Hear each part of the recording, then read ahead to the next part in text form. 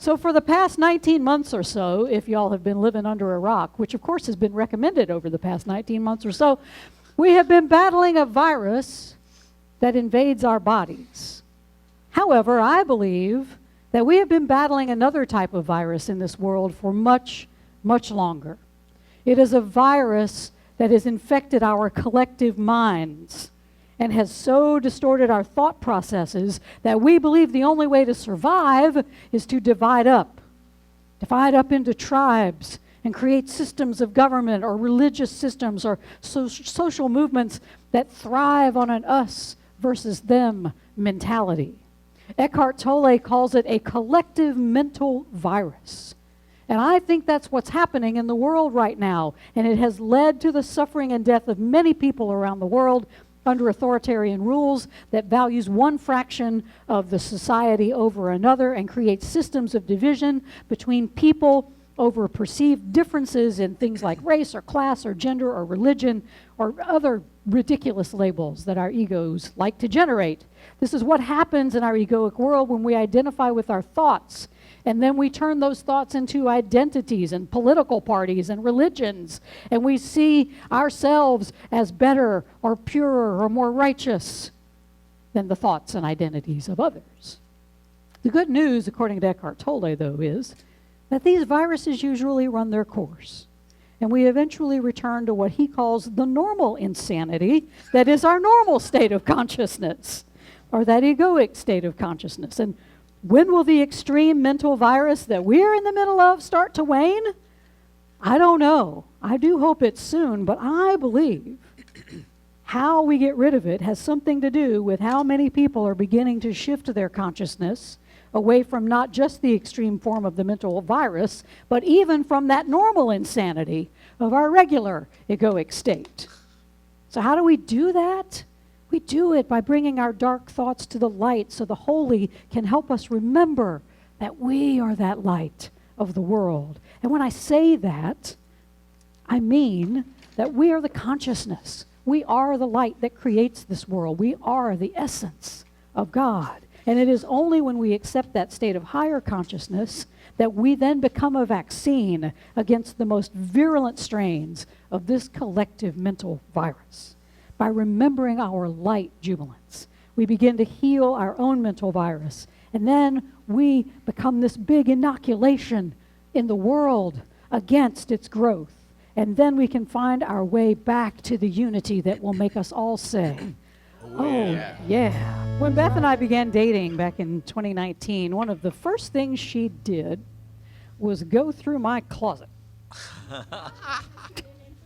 She weeded out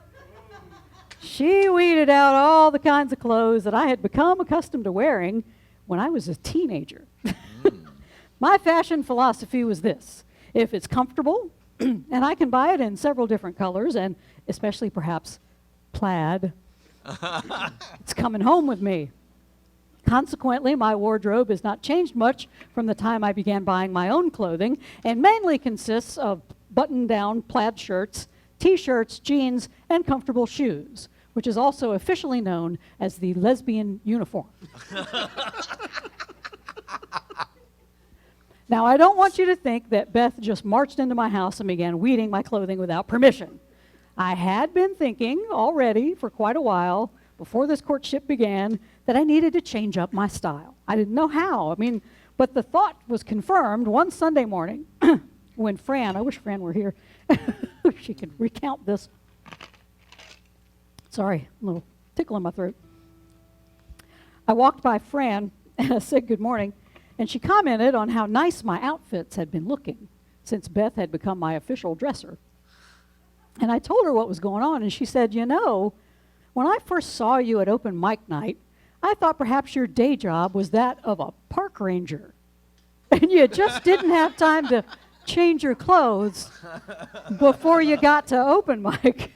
And I laughed, and Beth was walking by, and I grabbed her, and I said, Fran, you got to say that again. You got to repeat that. And she said it again, and it was hysterical. That is like the best proof, you know. But the key to all of this is that I was willing to allow Beth the freedom mostly, to toss out all, well, almost all. This one survived. See, this is an old Columbia one that I've had forever and ever. And she did not dress me today. And I dressed in this. This was intentional to wear something that I refused to let go of. But she did toss out a lot of old clothing that didn't fit me anymore, either in size or in style. And she allowed and I allowed new clothing to come in, even if it's not really the kind of style that I preferred in the past. You know, not all of my old clothes have been sent to Goodwill. I kept this one. There were many pieces, especially of the plaid and flannel variety, that do remain in my closet today, and I wear on occasion just because I was unwilling to part with them. But this, I think, is exactly how the universe deals with our thoughts and our beliefs. We have a whole mental closet stuffed with outdated ideas, bad habits, defeating thoughts and patterns and beliefs that are no longer serving us. We like to keep them around, though, because they're comfortable and they're comforting.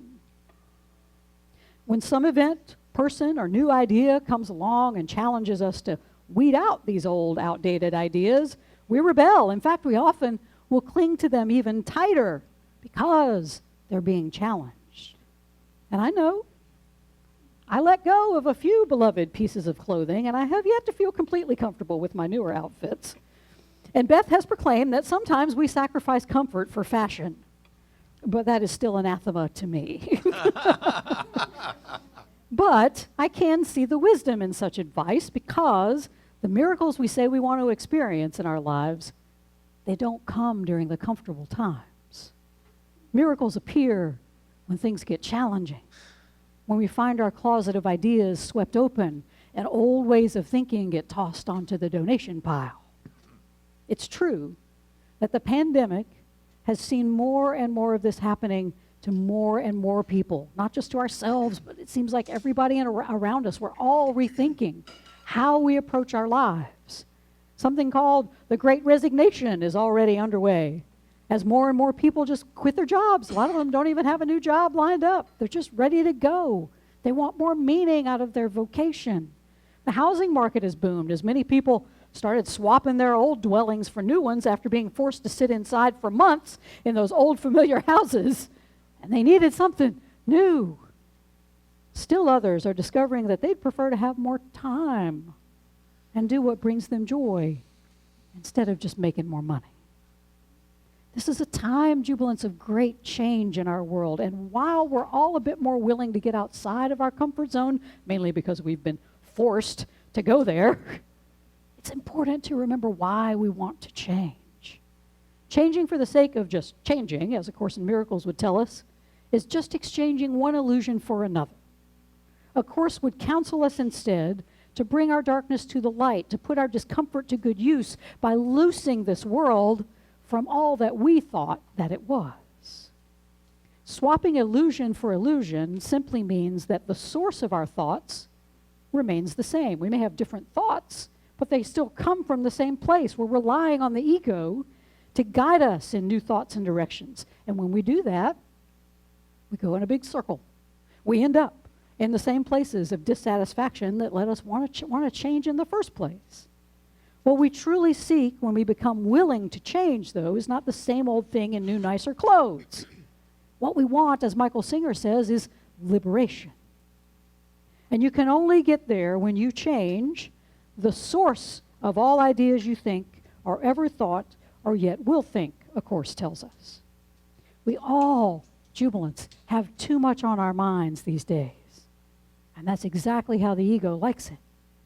Because when we're distracted, we can be spurred into impulsive actions that will bring the same results no matter what we do. In the end, we may have something new, but we all have that sense of emptiness or not enoughness that remains, even when the world outside seems different.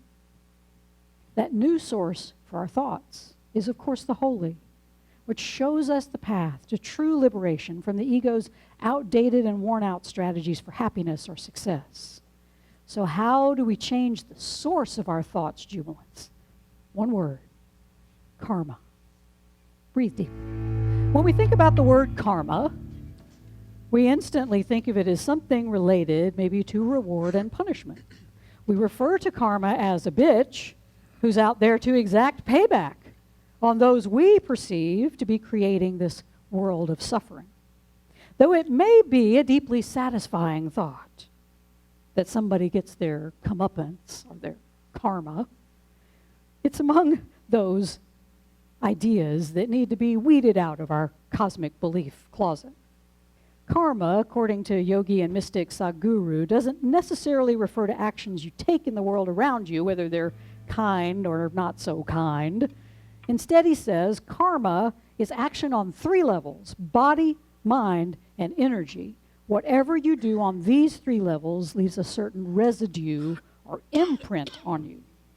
Karma, then, is how we stock our closet of ideas and beliefs and thoughts.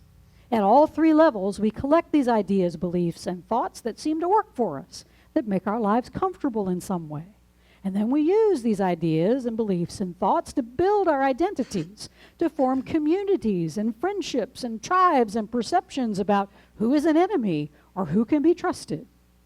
These ideas, beliefs, and thoughts, they become our behavioral tendencies, according to Sadhguru, and they shape how we see and experience the world around us. We collect this kind of karma unconsciously.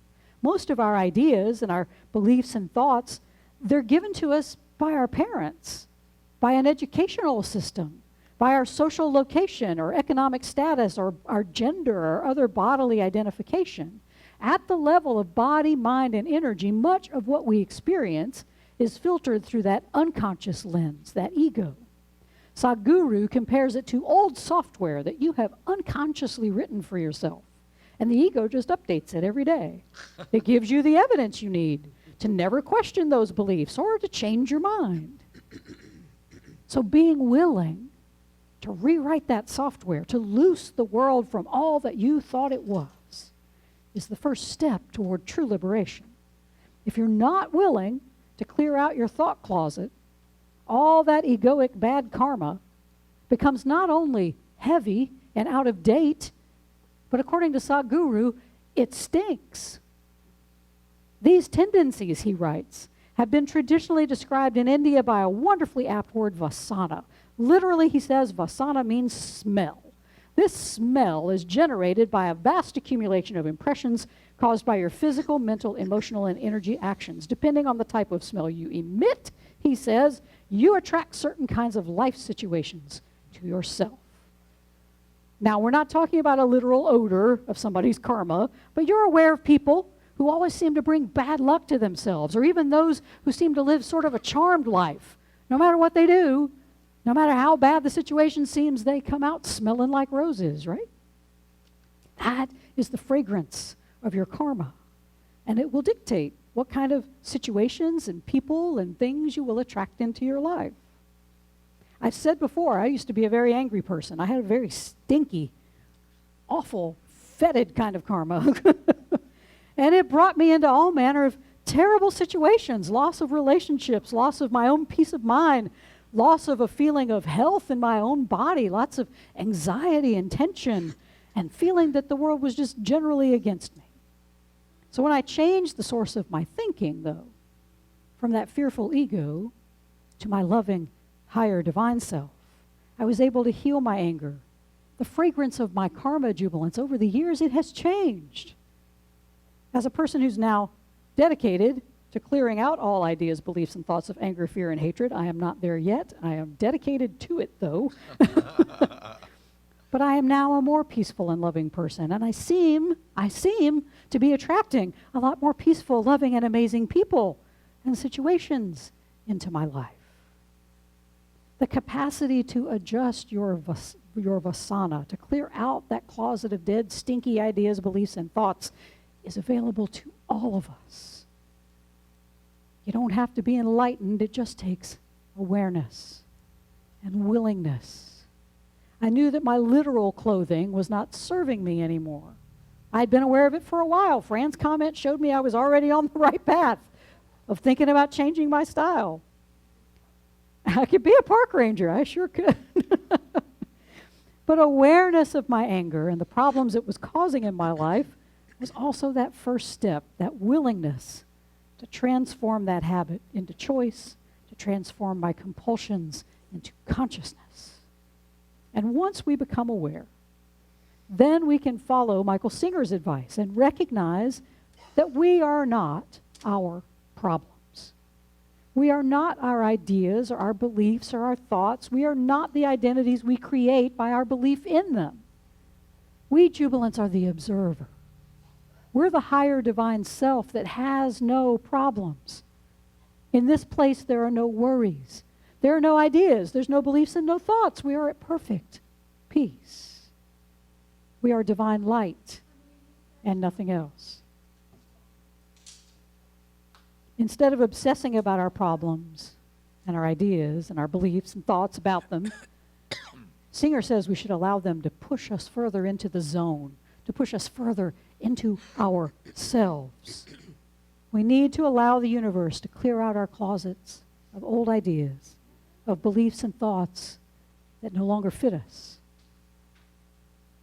It's a scary thought, though, to clear out all those old beliefs and thoughts. Because I'll tell you what, the true agenda of the universe, and sometimes Beth, is to leave our closet completely empty. Universe wants you to be fully naked. It wants you to be clothed only in your innocence, in the love and light that created you. This is, of course, the ego's worst nightmare. This is why you have so many dreams about being naked and afraid. The ego likes to dress itself up in different costumes so we can be liked and adored by everybody we meet. In that unconscious state, though, our karma can become rancid. It can attract more and more perceived problems into our lives. Liberation, according to Singer, and according to A Course and Sadhguru, all three of them are saying this. This is what liberation is. It's when we realize whatever scheme the ego has cooked up to solve our problems, not one of them will work. You'll always come back to wanting more, to not being satisfied. It never produces peace. As long as the ego is our source for ideas and beliefs and thoughts, we're always trapped inside this stinky karma that clothes us in its rags and traps us in an endless reality of dead ends. Liberation, Singer says, is when you free yourself from yourself. The true yoga, the true depth, is when you are willing to say that it will never be okay, and that's okay. That's when it will be okay. And I want to repeat that because that is really a mind bender, and I have been going around this bend for the past couple of weeks when I heard Singer say this. The true yoga, the true depth, is when you're willing to say it will never be okay, and that's okay. That's when it will be okay. And this is when we start to protest about that one article of clothing we refuse to throw out. I didn't throw this one away. And that's okay. Yeah, yes. Maybe today. Maybe today. Maybe not. But we always want to hang on to that one belief that we think will make it okay out here in the world of form. The truth is we can't, not while our ego is the source. Because the ego has no plan to make anything in this world okay. It thrives on chaos. It thrives on division and fear and tribalism. The world will always be a mess. Even if we tidy up a few corners here and there, the world outside of ourselves will never be okay. Because we will always judge it in some way as not okay. It's our judgment. Which means this is not a fatalistic idea. Instead, it's the root of liberation, the final outdated outfit that just needs to be tossed. The world does not need to be okay for us to be okay. Relinquishing the idea that it must be okay so we can be okay is freeing. This is what A Course calls the holy instant. When we realize that this world is simply our classroom. It is not our true home. Any problems that we think we have, we made up in our mind anyway. There's no problem out there. It's okay that we don't perceive it as okay. The reason we're here is that we've forgotten who we really are anyway. We've forgotten that we're the higher divine self, that observer who experiences the world but does not get caught in it. And it doesn't mean we're not here to make the world better. We are. Our function here is to remember who we are. We are that pure light of love. And then to build relationships based on that love with everyone we meet. This way, we liberate not just ourselves from our own stinky karma, but we help others change the fragrance of their karma as well. We shift the source of our ideas and our beliefs and our thoughts to our higher divine self instead of our ego. The world we see changes. We see a world that doesn't have to be okay, in our opinion, to be blessed. We see a world that doesn't have to be perfect, in our opinion, before we love it. We see a world where healing for ourselves and everyone is possible if only we'll tap into the source of love and live fully from that place. That jubilance is liberation. This is what it means to bring our darkness of our thoughts to the light of the holy. So this morning, jubilants, the universe is already in your closet. It's going through all those old ideas and beliefs and thoughts that you have unconsciously added over the years, and it's trying to toss them out. Don't keep putting them back on and protesting when the universe urges you to put them in the donate pile. Instead, loose the world from all you thought it was and allow the universe to replace your karma's stench of fear with the sweet fragrance of love. You'll find that not just your past, but your future will be transformed. And as the Course says, here in the present is the world set free. And that's the true naked liberation that will make us all say, oh yeah.